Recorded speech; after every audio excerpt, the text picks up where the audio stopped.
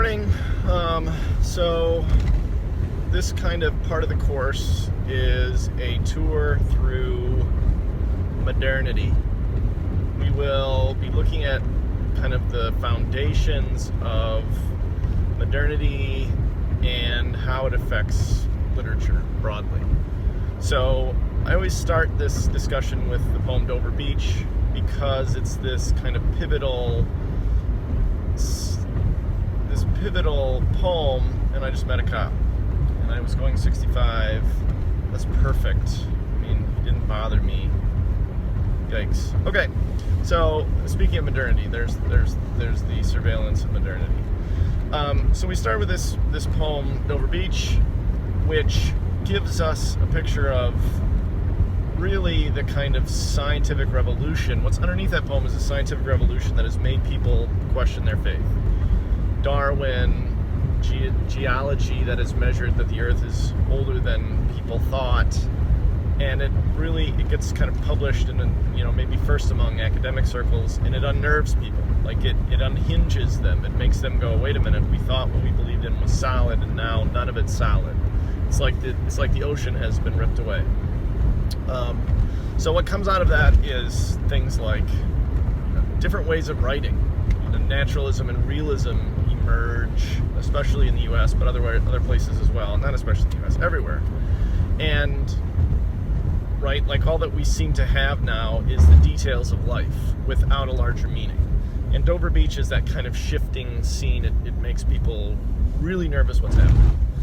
Well, we're gonna jump ahead for right now. We'll actually go back a little bit, but we're gonna read a novel that kind of captures. It's an interesting bridge between that old, what people call Victorian world, which is a little more solid in its belief in things, and it acts like there's no problems, and modernity, which says, wait a minute, we don't know what we believe in anymore. So, I mean, if you think of Hemingway's A Clean, Well-Lighted Place, Arnada Huart Nada, right, where he fills the Lord's Prayer, the narrator, the older waiter fills the Lord's Prayer with the word nada, suggesting like, we're in darkness, what do we believe in?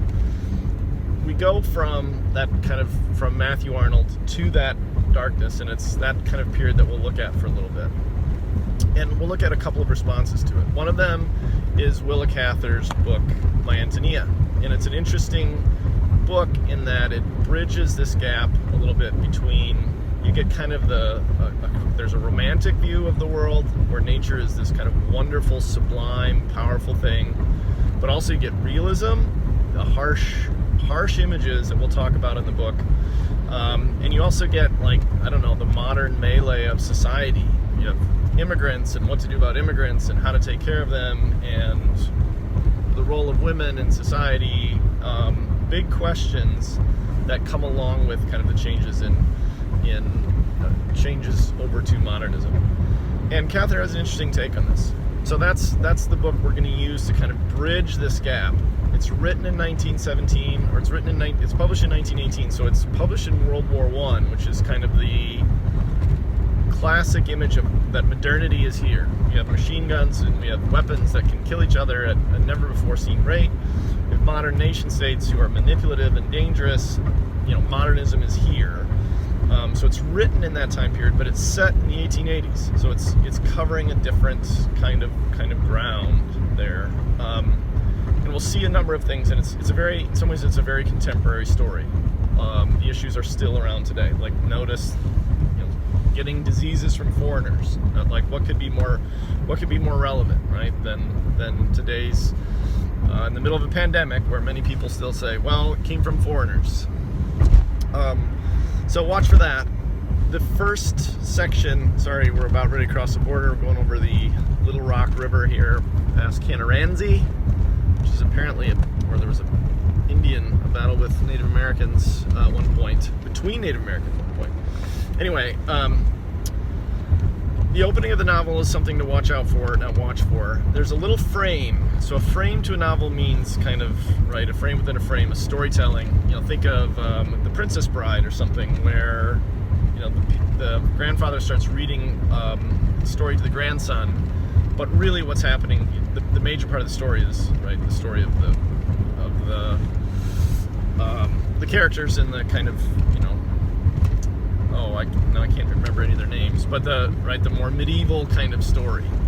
But it comes back and forth. Well, there's just one frame at the beginning, which is kind of odd. It introduces Jim Burden, and it introduces a kind of outside frame. Jim is in his modern life. Notice the details about Jim in his modern life, okay? Because we'll go back and find the kind of prairie Jim. But initially we have this Jim who is he's a jet setter. He travels the country, he works for a major railroad. Like, think of what this means. Translate this to today. Basically Jim works for Google. And that's a good thing. It means he's a powerful man and he can help people in the West, but it also means he's very responsible for choices that happen in the West. So you'll have this interesting contrast. And notice that he's unhappily married, right? Like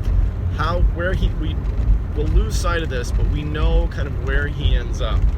And that explains some of the things in the book and explains some of it will lead to important questions about Jim and the countryside, and how do we love a place, and how do we develop a place, and how do we not ruin a place. These are all questions that are sort of in the background.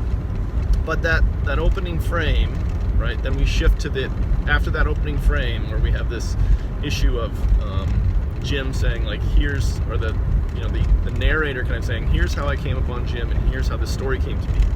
Notice too what Jim calls the book. He writes in a hurry, lays it down, and says, titles it Antonia. And then he changes it and he says it's my Antonia. And that's interesting because it's a storytelling device. We've talked about narrator and how narrators matter. Well, this very clearly says it's not objective. There's my as a kind of possession word, right? Which is strange. Just past the whole trailer of cornstalk bales with a dually tractor with duals on it. That was dangerously over the center line, but I made it. So this, the kind of objectivity. It's not objective, and this is one of the interesting insights. It's not just like absolute truth. In some ways it asks us to question Jim's perspective or something, right? Like, he will be biased. It will be from one point of view, and that's interesting as a device, as opposed to a kind of third-person detached device. Now, this is a passionate novel. You'll see that it's a novel with love of place, love of people, and an interesting kind of love. And it's the warmest prairie novel. If you want to know about the prairie, if you want to kind of get beyond Little House on the Prairie kind of ideas about the prairie, start with My Antonia. It's a gorgeous novel. There's some strange things about it, but it's got a very, very warm heart, which I think you'll find as you read. So that's the kind of frame. Remember, remember where he's set, where Jim ends up. He's in New York.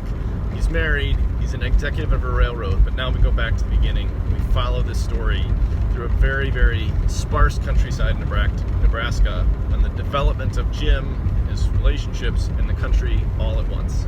It's one of the most famous stories about American history. Okay, those things for this morning. That got a little long. Across the border, we are now into Iowa. Enjoy the reading.